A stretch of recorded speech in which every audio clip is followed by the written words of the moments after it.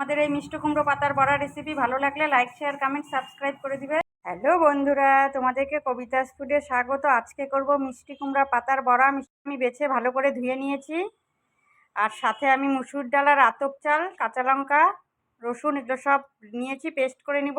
ডাল চালটা আমি অনেক, হলুদের গুঁড়ো, আমি চাল ডালটা বেটে পেস্ট করে নিয়েছি। এটার মধ্যে হলুদের গুঁড়ো, লবণ, সামান্য পরিমাণে চিনি দিয়েছি, পরিমাণ কাঁচা তেল দিয়ে নিচ্ছি, করে নেব। জিরা দিয়ে দিচ্ছি, সামান্য পরিমাণে ময়দা নিয়েছি, হলুদ, কালো জিরা, লবণ, চিনি দিয়ে এটা একটা ব্যাটার রেডি করে নিব পাতলা। বেটে রাখা চাল ডালটা আমি মিষ্টি কুমড়ো পাতাটার মধ্যে লাগিয়ে নিচ্ছি।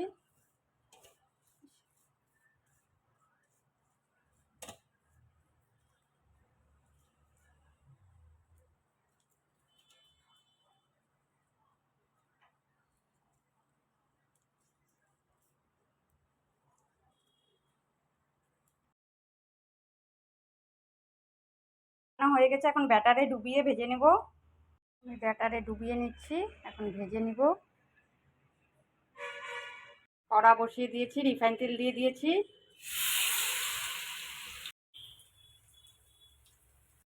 একটা একটা করে 5টা করে আমি উল্টে দেবো।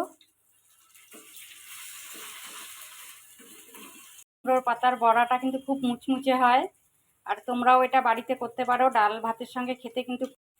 আমার চাল কুমড়ো পাতার বড়াগুলো হয়ে গেছে, নামিয়ে নিব। একদম মুচমুচে হয়েছে।